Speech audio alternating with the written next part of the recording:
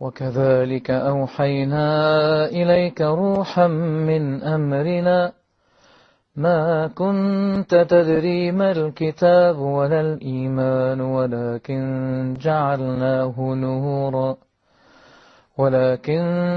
جعلناه نورا نهدي به من نشاء من عبادنا وإنك لتهدي إلى صراط مستقيم صراط الله الذي له ما في السماوات وما في الأرض ألا إلى الله تصير الأمور.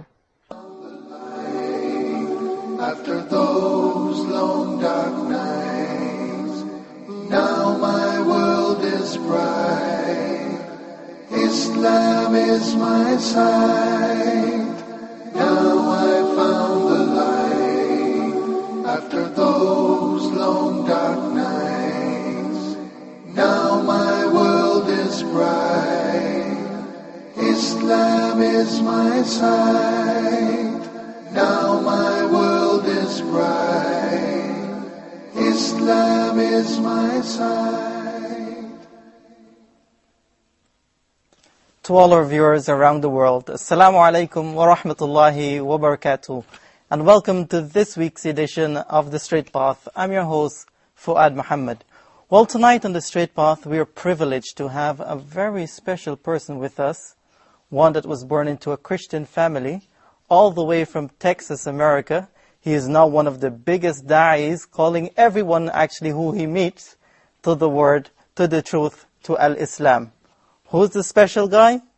Sheikh Yusuf Estes. Assalamu alaikum, Sheikh, and welcome to the show. How are you? Alhamdulillah. I'm kind of surprised to be here tonight. We've been working with Huda making these TV shows, and for you to invite me on this program tonight was kind of a surprise to me. I didn't know that... Really? Well, actually, we have something bigger than that for you. Really? You want to make some more shows, right? Actually, bigger than that, Sheikh. You know, we've been working on that one called, it's called Beauties of Islam. The one is called Ramadan Reminders, and then we got the one called the Muslim Mailbox. But actually, Sheikh, we didn't call you here to talk about the shows. No? No. We want to know how a Christian preacher became a Muslim. Everybody asks me this story. You sure you want to hear this? Again. Again and again. Ever since 1991, so many people ask me this, I decided to put up a website on the internet that tells the story. Yeah, in the story on there, it's actually true. It's so true, but even now when I read it, I start crying. Because I remember how I used to be and how I am now, and I remember that man who helped me get to Islam. But I'm getting ahead of myself. If you want to know, I can tell you this story. It all started when my father told me that we're going to start doing business with a man who's from Egypt. Oh, really? I got excited. I said, okay, Egypt, that's the land of the pyramids and the Sphinx. You know, they call him Abu Hol. Yeah. And this is going to be like Nile River, and was that the Cleopatra? Yes. I said, I could just see business cards now with those pyramids on it, camels and all this kind of... And then my father, he says, and he's a Muslim. Muslim. I said, a what? He's Muslim? Oh. I was thinking, of all the things. I said, Dad, you know we can't do business with a Muslim. He said, why? I said, because my father knew these TV evangelists. Maybe you heard of some of them, like Jimmy Swaggart and Jerry Falwell and all these different guys. And he knew them. And the things that they said about Islam, the way that they used to put down Muslims in the Quran, and the horrible things that were being said. And by the way, not true, but I didn't know that. So I'm saying to my father, these guys are hijackers. They're kidnappers. They don't believe in God. They worship a black box in the desert. And they kiss the ground 5 times a day. So my daddy's saying, no, you got to meet this guy. He's really nice. We're going to do business with him. And I said, I'll meet him on one condition. He said, what is it? I said, we do it my way. He said, what's your way? I said, okay, I want to come from church. It's got to be on Sunday. And then what I'm going to do, I'm going to come to him. I'm going to stop and eat or nothing, directly to him. And I will have my cross. I used to wear a cross on my belt loop, about that big. Okay? And I had a Bible that I carry under my arm all the time. and I have a cap on my head, and across the top of the cap it says, Jesus is Lord. And that's the way I want to meet this guy. Well, my dad said, okay, Sunday it is. Okay. We had a store in the mall in a place called Grand Prairie, Texas. And so in the store, we go to meet him on Sunday, you know.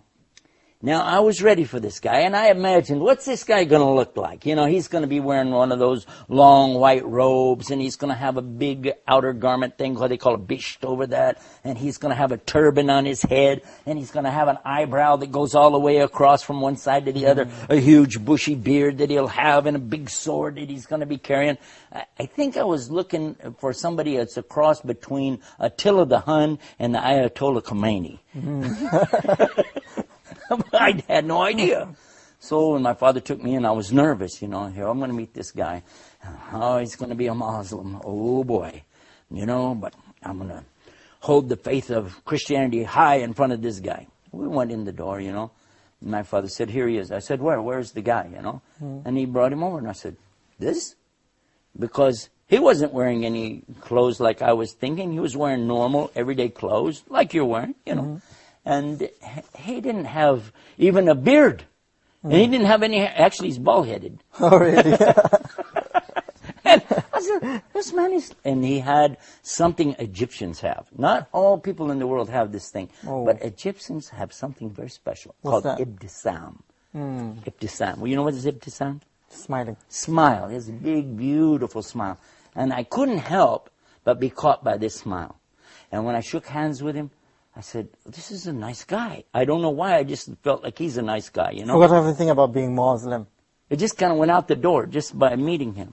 I like to mention this because I want Muslims to know that you need to get out, meet people more. Don't be so reserved. Don't be scared. Don't be afraid to be yourself. Yeah. Because when more people meet Muslims and know real Muslims, then they'll know that this baloney that's going on in the media is just that, a bunch of baloney. But anyway, I'll come back to the story because you asked me. Next thing, immediately after I meet him, hello, how are you? I said, do you believe in God? Just like that. He said, well, yes. I mean, God, though. Do you believe in God? He said, yes. I said, yeah, but the God of Adam. You know about Adam? Yes. Abraham. There's a funny story about this, but I'll tell you later about Abraham. There's something very key about this. Okay. He said, yes. I said, Moses. He said, yes. David, Solomon, yes. So you believe in all those? Oh, okay. You believe in the Bible? He said, yes. You believe in the Old Testament, though? Yes. But you don't believe in the New Testament? He said, yes. Too many yes. I'm going, what? How? I said, yeah, but you don't believe in Jesus. He said, yes. I'm going, what? That's not what we heard. I did not hear it that way. I said, yes, but you don't believe he is the Christ, the Messiah. He said, yes. I'm going, wait a minute. But you don't believe he's with God. He's going to come back in the last days. He said, yes. I said, this guy's going to be easy. I can convert this guy. Immediately, I took him out to have a cup of tea. And we sat together in a little cafe right by my dad's I remember shop. reading that on that. I was actually, why did you take him out for that cup of coffee after you met him? Because I was going to convert him. That was it. I'm This was going the to sit guy. right there the first day. I said, wouldn't that be something? I can convert him on the first day. Wow. I was ready. You had ambitions. That boy, I'm going to get him now. So I started talking about Abraham. I'm telling him the story of Abraham and his son Ishmael, his son Ishaq, Isaac, as we call him in English, and the story of how Abraham has to sacrifice his son. And he's sitting there going, yes, that's what we believe. We believe that. I said, yes, but what about this point right here where a ram has to come in and be the salvation because there's a substitute and it's so and so, and I'm going on. And he said, yes, we believe that. I was thinking, now, wait a minute. I had talked to another priest friend of mine. Okay. He's not a priest, he's a preacher for the born-again Christians. And he told me to be real careful with these Muslims. But for sure he was telling me, read this to them because they don't believe this. And he was saying he did believe it. I was thinking, So step by step I was thinking, we can do this. I went back to my father. I said, Dad, I want us to do business with this guy. My father said, okay, great. I said, because I can convert him. And my father, he's so sweet. He said, leave him alone. He has his religion. We have our religion. He's a nice person. Just, you don't need to convert people. I said, no, this is our mission. We have to save people to the Lord. My dad said, listen, it's up to him to save the people, okay? Subhanallah. Yeah, my dad said that. I'm thinking, no, I got to convert this guy. So we start doing business. Why were you so eager to convert him? Why? Huh? Why were you so eager to convert him? Well, to be honest about the thing, you see, I was out on the streets going around doing what we'd call in English, Arabic, when we Muslims, we say street dawah. That's what I used to do as a Christian. I would be in the streets and I would have my Bible and I would witness. They call it witnessing, you know. Yeah. I think that's a good comparison, witness, dawah. And I would go up to people like drug dealers or prostitutes in the street. Anybody, I see them, they're downtrodden, poor, they don't have a home. If I have anything, if I have some money, I will give it to them. And, well, they're saying, oh, thank you, and give them some food, anything. And then at the same time, I start bringing them the message of the Bible. And I would quote to them many of the scriptures in the Bible, the good things, the things we as Muslims know, or, we should do it too.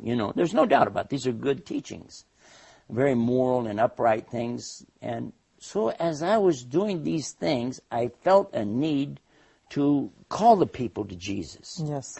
And that's what I wanted to do with this man. And I was told these Muslims are very dangerous people. They don't believe like we believe, and they're, just stay away from them. And I've been warned in a number of times. By your friends? Yeah, by other preachers, actually. Preachers. Yeah. So then the next thing that happens, we start traveling together. This gentleman from Egypt, I can't remember the name of the city he's from, but anyway. So as we're traveling together, working together, I watched his character and I thought, wow. Every time it was time for him to do what he calls salah. Salah means like the connection between you and Allah. And it doesn't really mean prayer. It's bigger than that, but you know that. Anyway, so he would stop.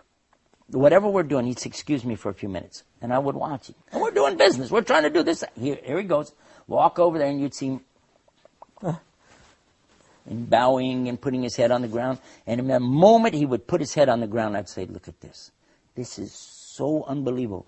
A human being, a strong man who's willing to humble himself to put his head in the dirt in front of his Lord. This is an amazing religion. If you can get a human being to humble themselves like that in front of God, like this, and fasting, not eating, not drinking during the daylight hours. I didn't imagine to see something like this. And then, on top of that, here is a man who had some moral teachings about him that, and I can't even describe it even now, but I'll give you an example and let you think about this. Watch this. One day, I had two little daughters, one about this big and one a little bit bigger than that, I guess, And so to the older of the two, she's about 5 or 6, I guess, he says to her, would you like to borrow $1? And I thought, borrow $1? What's that? You want to give a kid $1? Give him $1. What's this borrow $1 thing? 5 years old she was at that time. So he gave her the $1, and I told him thank you for that. And I was thinking, because in Texas we actually say, hey, can I borrow $1? Borrow $10, borrow $20. We don't mean we're going to ever pay it back, by the way. That's the kind of borrowing we're talking about. A few days later, he asked her if she had any money. She had like 4 quarters, something like that. And he said, okay, give it back. This is the $1 you owe me. And I thought, oh, how tacky. Who's this man, And I asked him, I said, what's that? He said, well, do you remember another time that I borrowed $1 from her and I paid her back? I did remember that. Yeah, one time he asked her for $1 and I thought that was tacky. But then he gave it back. And now he's asking her to pay it back. And I'm asking him, what's this about? He said, it's training the children to learn the responsibility of the value of the money and the value of your word and how you live up to what you say you're going to do. He said, and it was less than 2 days, because children's memory wouldn't last that long. But within 2 days, he did this. And I realized that this is a huge teaching in business. And he said, and another point is, it must never be more than the original amount. Because no riba in Islam. There's no usury, no interest. I thought, wow. I said, let me watch this guy a little bit more, Step by step, I watched his character. And then one time we would go to these flea markets and things like that, put out these tables with stuff. I get a lot of stuff that is outdated merchandise. The dates on it are so close, no store would sell it because it's going to expire. In the United States, it's a big deal, you know. So if the date's going to expire within 2 or 3 days, nobody would want it, you know. But you could sell it at the flea market. And it's what we had. So I have the table lined out with stuff. You know, a lady came and she started to buy some things. And he reached under the table and was giving her things from under the table. I said, what are you doing? He said, I'm giving her this. I said, look, this has got 4 or 5 more days than this. Give her this stuff. He said, I can't do that. It's not my religion. I said, what? He said, this stuff here has only got 1 day left. Now, this stuff here has more days. I said, but that's why we put it up there. He said, that's not for me, okay? He said, you can do it. I don't want to do that. I said, okay, do whatever you want to do, you know. He was an amazing man. And I kept thinking, you know, if we get this guy in Christianity, we're going to make him a saint right away. Maybe even an angel. So you still wanted to convert him? Huh? So you still wanted to convert him all the way? Of course! What part of the story are you missing here? Hello? That's my goal. I haven't thought about anything else. So then, another strange thing happened. My friend, the other preacher, he used to carry this big cross. He would bolt it together. It was about 14 foot long. And he would carry that big cross and walk down the street. And when the reporters, journalists, TV people would come out and ask him questions, and he'd be telling them about the Lord, and he'd give out these pamphlets he had and collect donations. And so, and this was really funny because he had a heart attack. Now, it's not funny to have a heart attack, but it's what happened next. I would go visit him every day in the hospital. And while I was in the hospital with him, another man was in the room with him in a wheelchair. So I go over to this other gentleman and I start witnessing to him. And I've got a Bible under my arm and I got my cross with me. I got my hat. Jesus is Lord. And I'm telling this other man in the wheelchair about Jesus loves you, about the Bible. And I asked him, where are you from? He said, I'm from Venus. I'm going, Venus? Venus, Texas? He said, no, the planet. I'm going, oh, it's crazy. I thought this was a cardiac ward. Maybe it's a nut ward, you know. It turns out, though, that he had been very depressed, very depressed. I mean, this heart attack had really hurt him, you know. And not just physically, but, you know, mentally and things because he couldn't do what he wanted to do in life. Sheikh, can you stick a point there? We just want someone to meet you, actually. Can you please come? Assalamu alaikum. Wa alaikum Sheikh assalam. Yusuf. Assalamu alaikum wa rahmatullah. Wa alaikum assalam. This is Mr. Ahmed Fahmi, or regional wanted to director. greet You're you. you're the regional manager for How are you? the Huda TV. Nice to have you here with us, man. By the way, I got you a surprise. Yeah? Guess. Surprise. Guess I don't know, some Hold more on. programs? Just hold on. What? 1 second. He's the regional Manager, it's regional director of the Huda, yeah. Yeah, in Cairo. Here we go. Do you know this guy? Muhammad? السلام عليكم ورحمة الله حبيبي شيخ يوسف. Oh my gosh. Unbelievable. How are you, brother? I can't believe it. It's a long time. يا أخي.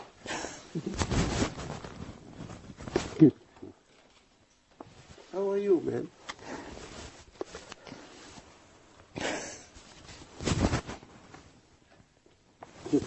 This is the guy I'm talking about. I know. Okay. Surprise, huh? Take your When did you seat guys do this? so he can join the show. Is this a real show? Are we really on TV? Yes, we are. Yusuf, just I gotta go. بسم الله But الرحمن continue the جزاك الله show. خيرا. Mr. Ahmed Fahmi. Would you like to tell the viewers who this guy really is? Have a seat. It's been a long time. How are you? Alhamdulillah. How about you? I'm talking about you. I'm sitting here. You know that. It's been there. All Have the you been time. here listening to this? I've been just trying to make a surprise for you. I know you were here I'm surprised. in Egypt. I'm surprised. For sure. Alhamdulillah. I'm glad to see you in a good health and talking about me too. Is this really, we're still broadcasting? This Yes, is- we are. Okay. All of this is on camera. Because otherwise for I the want to viewers. just take him and we're going to go out and... This is Muhammad Abdul Rahman. This is the man I'm telling you about. This is MashaAllah. Allah يحييك يا شيخ يوسف. this is the light for Islam to me. Allah يبارك فيك. Wallahi, I am so impressed of what I hear always about you and what I watch on the TV. May Allah reward you for your efforts and your strength in keeping your path like this for 17 years now. Every time I tell the story and I think about you, Allah يخليك شيخ يوسف. I thank Allah so much that He sent somebody like this man. Why? I don't want to talk about you in front of your face. This is embarrassing. No, I hear. But this man, if Allah would have sent anybody else, I would not have listened to them. Subhanallah. No, Why? it's okay. Why? Because you remember I was just telling about the priest and the one in the wheelchair. I was just telling you the story. This man was in a wheelchair, and it turned out he was a Catholic priest. Okay. So when I was witnessing to him, he said, okay, I want to confess something to you. And I said, don't confess to me, I'm not a priest. I'm not even a Catholic. He said, I know that. I am a Catholic, I am a priest. Okay. And I was shocked. You remember? Yeah, I remember. Father Peter Jacobs. Peter Jacobs, yeah. I remember him very well, yeah. When he got out of the hospital, I asked him to come and live in the house with us. And in the meantime, we brought Muhammad to live in the house with us. We had a big house out in the country. Okay. We called it the little ranch. Okay. Yeah. And this You time you remember were the new in ranch? America. Midlothian, huh? This time you were new in America. Yeah, less than 1 year. Less than 1 year. Yeah. Sometimes he would say words I didn't have a clue what he was saying, but he'd be smiling. I'd be going, yeah, I guess. You know, he was still getting his English together. Oh my God. You're Texan. Oh, and then what happened? Yeah, I'm so, I don't know if I can remember what we're doing even here now. This shocked me. Okay, you met the guy in the hospital. Oh, yeah. He said he's from Venus. Yeah, well, that's what happened. After I found out he was a Catholic priest, I realized that, he didn't like me coming and preaching to him as a Protestant Christian, Anyway, when he came to live with us, I was telling him about this guy is a Muslim living with us. Let's convert him. He's telling me, actually, as a Catholic priest, we had to study Islam. I know about Islam. I said, you do? He said, yes, it's a very important religion, and it has this and this. He's known the 5 points of Islam, the pillars. Yes. Believing in Allah and His Messenger and performing the Salah, the prayers, fasting Ramadan and paying Zakah, the charity, and also making pilgrimage. He knew all about these things. So then we would sit around the table at night. Now here's what we do. Clear off the table after the food. And then nonchalantly, let's just discuss the Bible in front of our Muslim friend. So I bring out the Revised Standard Version of the Bible.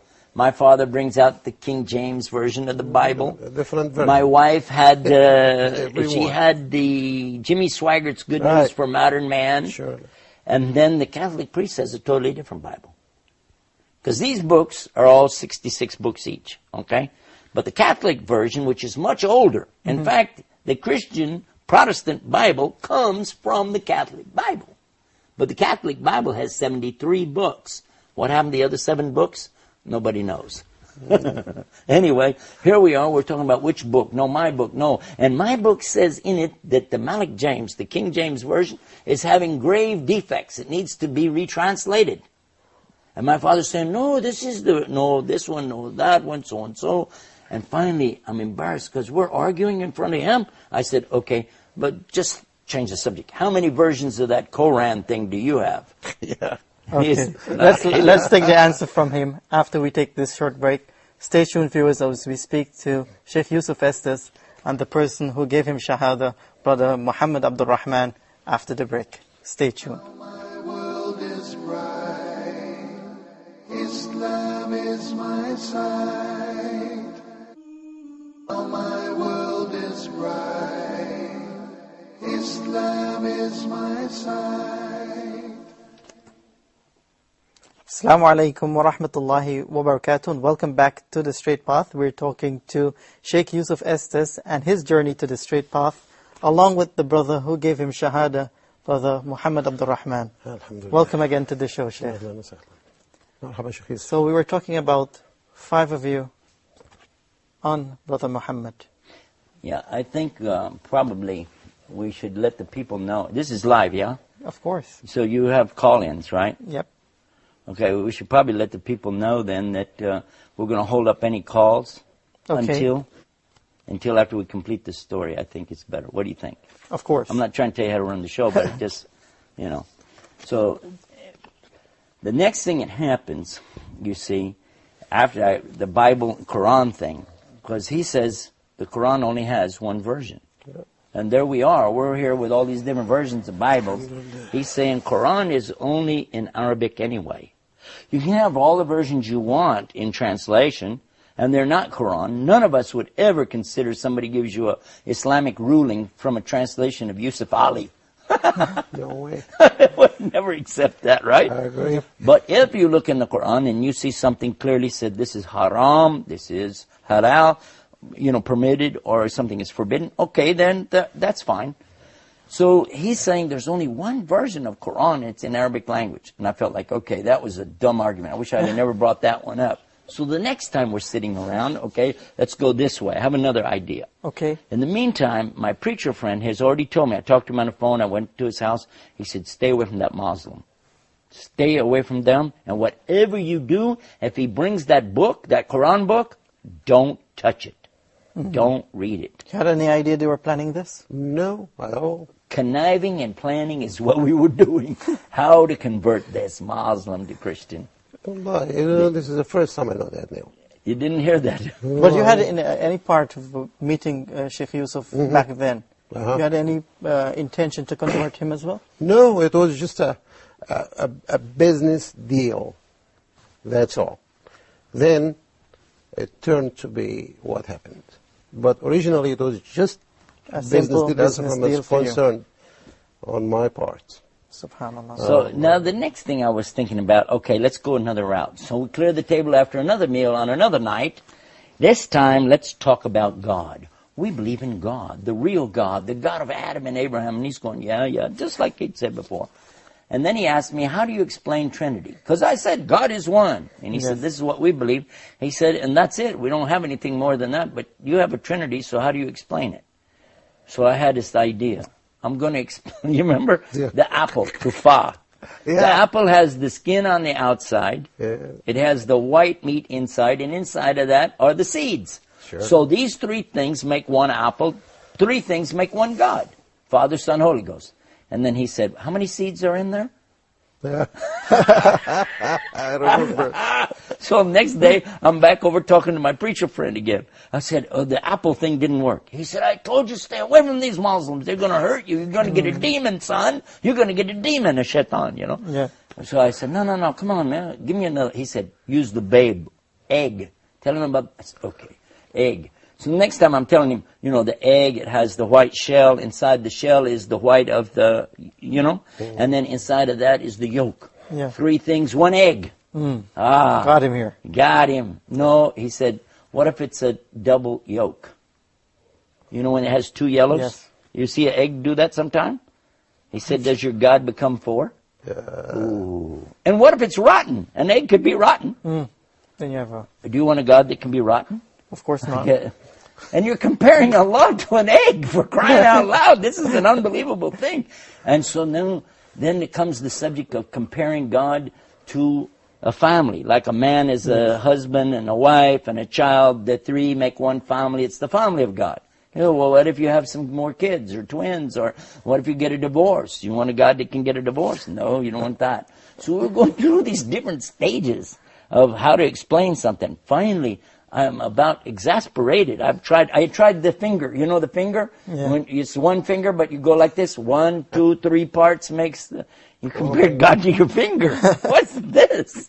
SubhanAllah. Trying everything possible. Yeah, and then finally, the water. You've heard of the water one, right? Yeah, I remember. The water is like this. Water is 3 things. It is a liquid. It is a gas when it's a vapor, when it becomes steam. And also it's a solid when it freezes. 3 things, all in one. Except what? They can't be all 3 at the same time. Yeah, that's right. So now what will you do? How will you so finally, I'm going to throw it back on him. I said, well, what do you guys say about it? And what did he read? Surah Ikhlas. أعوذ بالله من الشيطان الرجيم بسم الله الرحمن الرحيم قل هو الله أحد الله الصمد لم يلد ولم يولد ولم يكن له كفوا أحد. Now, the meaning, when he explained the meaning, this is what got me. But while he was saying it, we were in the car. Yes, I remember. And you were reciting, and I told you, stop, read it again, say it again. You said, why? You don't know the Arabic. I said, no, something, it's beautiful. I don't know what you said. He started crying, you don't know Arabic. I remember that. Many times I saw other people like me who they hear the Arabic in the Quran. They don't know Arabic, but they start to cry because it's Allah's speech. And when the heart is real and sincere, it recognizes Allah's speech. Subhanallah. It does. The heart does, yeah. It's not a joke. Now, if somebody's a non-believer, won't believe that anyway, so who cares? But if somebody believes, they will recognize this Quran, this speech of Allah. And I'll come back to this. So now, I'm perplexed. I'm stressed out over this thing. I can't convert this guy. In the meantime, he brings a Quran. That big, remember the big Yusuf Ali translation? Arlington Mosque, yes, sir. He got it from the mosque. Arlington Mosque, yeah. Yeah, and he brought it, and he set it on top of the counter in my dad's store. It was set up there. And I'd look at it, and he said, do you want, I said, no, that's okay, you know. And when he wasn't looking, you see, I went over and I looked at it, and I remember my friend's warning, don't read that book. So I said this little prayer in my heart before I touched it. Oh God, protect me from any evil while I read this book. Now, any Muslim knows that that's exactly what we always say anytime we go to the Quran. Every Muslim does that. أعوذ بالله من الشيطان الرجيم. I seek refuge with Allah from the cursed devil. And then we begin to read the book. Exactly. I didn't even know I was doing the right thing. I opened it up. And what I read? Surah Fatiha. Subhanallah. Anybody that knows Surah Fatiha, they knows this, how beautiful it is. It said, Bismillahir Rahmanir Rahim, Alhamdulillahi Rabbil Alameen, Ar-Rahmanir Rahim, Maliki Yawmiddin. Iyaka nabudu wa iyaka nasta'in. Ihdina siratal mustaqim, siratal ladina an'amta alayhim, ghayril maghdubi alayhim, waladallin. And this man sitting right here is the one who taught me how to recite that. I remember the first day. I remember the first day when you said, would you like to learn how to do this? And you were teaching us Bismi, Bismi, Bismi. And we were saying Bazmi? No, Bismi. Bozmi? No, Bismi, Bismi, Bismillah, Bismiwa, Bismillah, Bismillah. And finally we got Bismillahir Rahmanir Rahim. I said, wow, that's good. He said, no, that's just the first part. But it said Bismillahir Rahmanir Rahim. Alhamdulillah Rabbil Alameen. It took us like 2 days to get that. Wow. Yeah, I remember that. But we were so excited. Hundreds of times until in Arabic, and he's a Texan, you know. Careful, don't mess with Texas. No, I'm not messing with it. Because I am one of them, so I can mess with them. The next thing that happens, though, the Catholic priest, he asked Muhammad, can I go to your church? Meaning the masjid. He went with you. You remember that? Yep. And they were having all this business going on, and so-and-so in the mosque at that time. The Muslims are the biggest enemy to Islam in America. But that's another story. Very tough period, yeah. Yeah. So, but when you brought Peter back, Father Peter Jacobs, when he came back to the house, do you know what we did? My wife and I took him aside and we said, what did they do in there? Did they like slaughter any animals? Did they make any bombs? What were they doing? He said, no, they came and they stood, and they were bowing, prostrating on the ground, sitting, and then they left. I said, that's it? He said, that's it. Salatul Subh. They just came and prayed and left. That was it. So I said, And all this time you had no idea? That they are doing something in my, behind me. but in the same time I started feeling motivated to explain Islam to these guys. They had so many questions. Okay. So that meant something to me. Okay, so you're starting now. It's not just a business deal now. I give it more. No, it's not only a business, just business anymore. It became just something else together with the business. What was the point? Changing that intention that you really wanted to tell them about Islam? Well, every time we want to just close that file of religious debates and comparisons and all this stuff, which sometimes never ends and might create problems and difficulties and hardships, even amongst the good people if they are ignorant.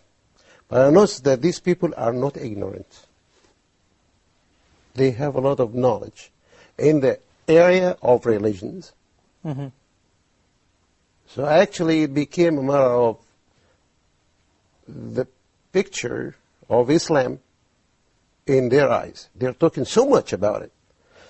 And then I had to just start getting them the right picture. SubhanAllah. And then you just become clear. MashaAllah, you did an conscious. excellent job. Allah is a shit. So, okay, go ahead, sir. Well, I was just thinking that when we took that priest aside and we were asking him, what do they do, what do they do? And he was telling me nothing, they just prayed. And I said, what kind of music did they have? And he said, they didn't have any music. I said, like, remember, I'm a music minister. That's Yes. my job in the church. I said, how can you worship God without music?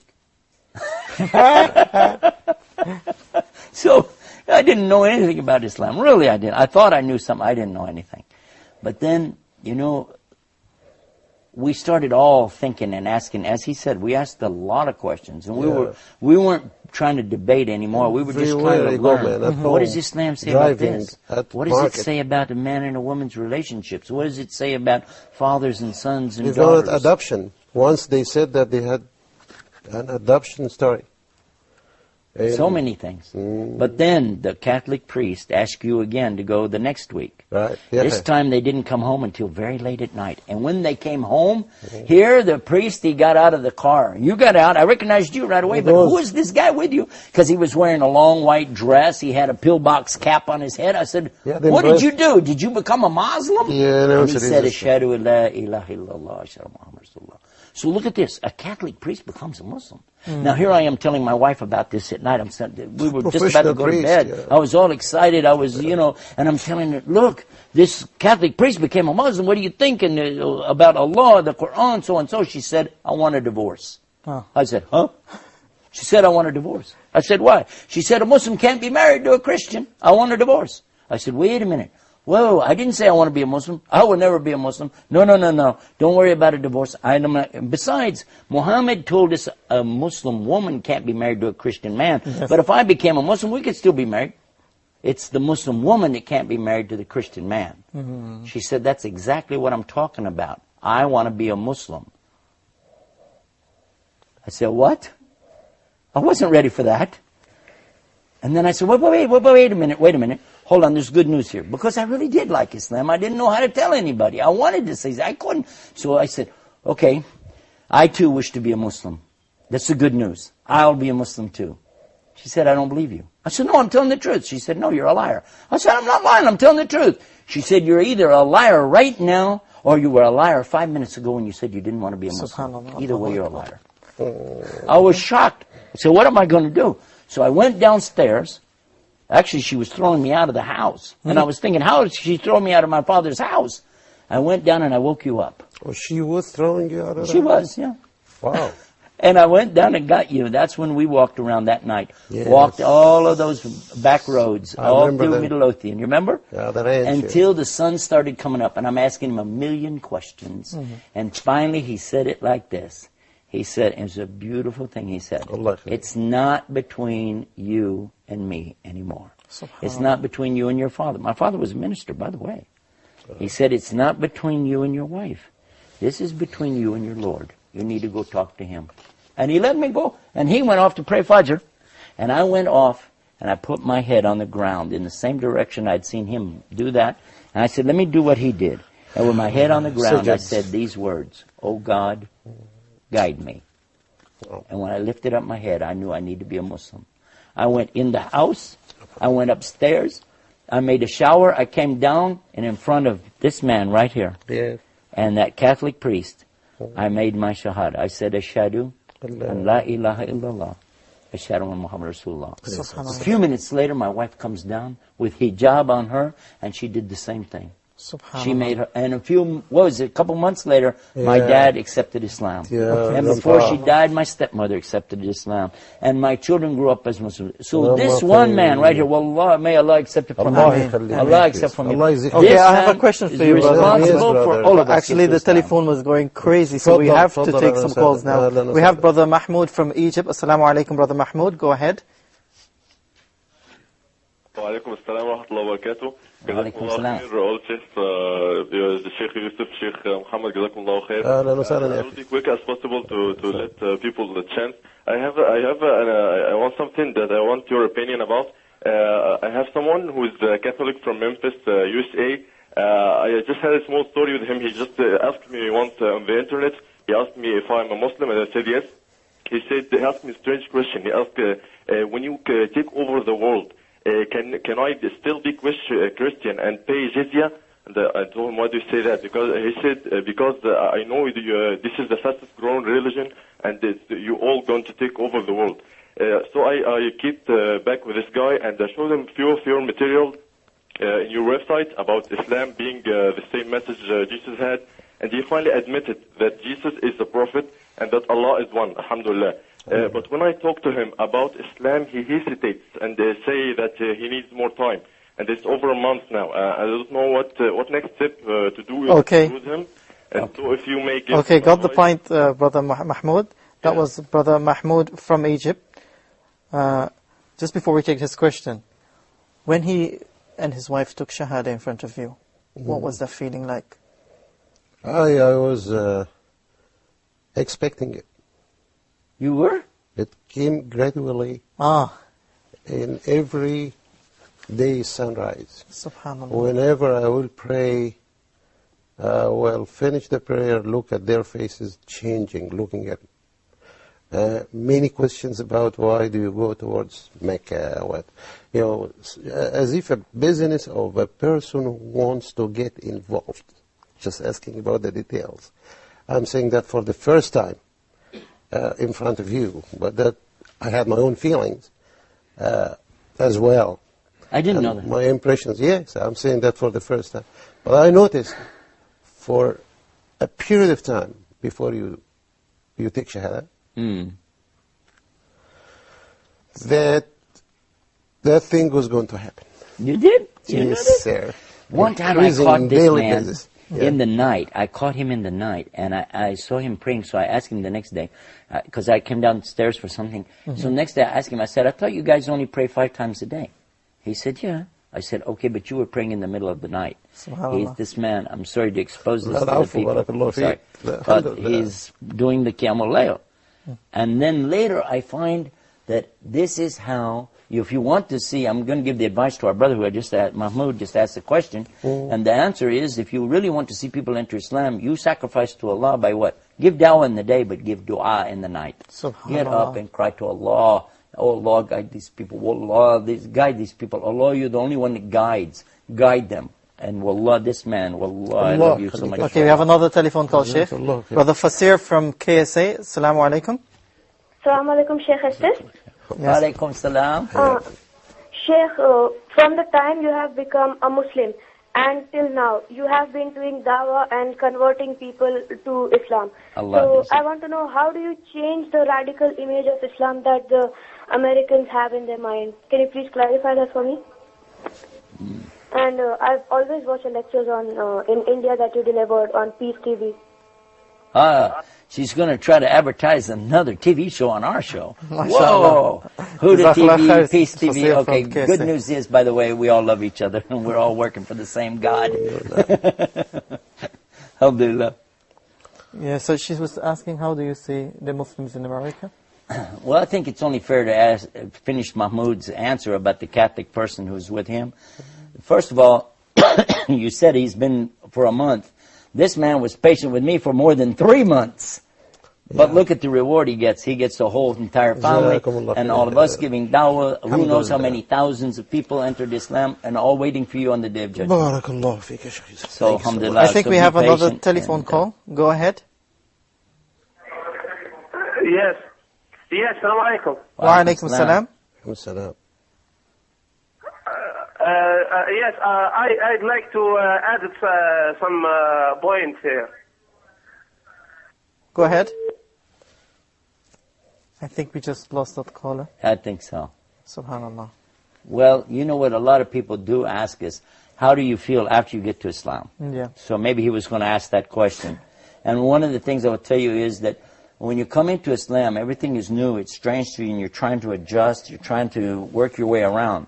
That's another thing that Muhammad was aware of, and he was trying to help us adjust slowly, take it step by step, and learn as I was saying, he was teaching us slowly how to say the Fatiha, slowly about hijab, slowly about things. Take it as you can. And he never told us you have to do this, you can't do that. Circumcision is a subject that comes up. He didn't go into any of these subjects. Just take it slowly and understand what do you call it? Aqidah. Yes. The correct belief in Islam. Okay, we have Ihsan from the Kingdom of Saudi Arabia. Go ahead. Assalamu alaikum. Wa alaikum assalam. Wa alaikum salam. Hello. Hello? You are our teacher, man. Yeah, the problem is he's got his... I think, can you please lower the volume on your TV set? Yeah, when you guys call him, be sure and you have to turn off the volume of your set. أيوة يا أخي السلام عليكم. السلام عليكم ورحمة الله وبركاته. Allah Azza wa Jal has made you, inshallah, a very rich person on the day of judgment, inshallah. جزاك الله ألف خير. And brother Yusuf Estes, Allahu Akbar, may Allah increase the number of brother Yusuf Estes in all over the world. Allahumma ameen. Ameen. Ameen. I mean, when you were in Dammam, brother Yusuf Estes, last 2 weeks before, I had the chance to listen to your talk, the reality of Islam. Subhanallah. Allah bless you, brother. Allah increase your capabilities. Allah increase your capabilities. Allah increase your capabilities tremendously. Allahumma salli ala Muhammad wa barik wa sallim. It's over. Wa alayhi salatu salam. Jazakallah khair, brother Ihsan there from the Kingdom of Saudi Arabia. We're in the last minute of the show. Quickly, brother Muhammad, yes, sir. How do you feel seeing Sheikh Yusuf Estes as he is after so many years? Wallahi, I feel so much fortunate to have that thing happening to me like this and to that scale. Of course, I was so happy when he embraced Islam with the family. Nobody can deny that. It's very good. But what I never expected that he would go through all this boom in dawah. I didn't say that to him before. Sorry for saying that. But he did. I was, of course, watching and tracing. We were in touch. After he became a Muslim, I moved to Houston, Texas, from our area, Dallas. And then we split. Yeah. But by phone and all this stuff. Okay. We were. But now he went beyond what I thought he would, to be honest with you. Okay. I hear his news in wherever he goes and the number of people. And so I see him like a rizq for me. SubhanAllah. My director is telling me that I'm out of time. Sheikh Yusuf Estes, Jazakallah khair for being with us. Maybe we'll do some more show for you. Of course, inshallah. Maybe next week. Okay, I'll tell you what, let's do that. Are you busy next week? We can do what day? Well, I'll be more than glad to. Perfect. Jazakallah khair. Okay. Thank you very much, Sheikh Yusuf Estes. Shukran. Thank you very much, Brother Abdurrahman. For the viewers, that is Straight Path for this week. Thank you very much. Hope you enjoyed the show. Until next time, Assalamu alaikum wa rahmatullahi wa barakatuh. I found the light after those long dark nights. Now my world is bright. Islam is my sight. Now I found the light after those long dark nights. Now my world is bright. Islam is my sight. Now my world is bright. Islam is my sight.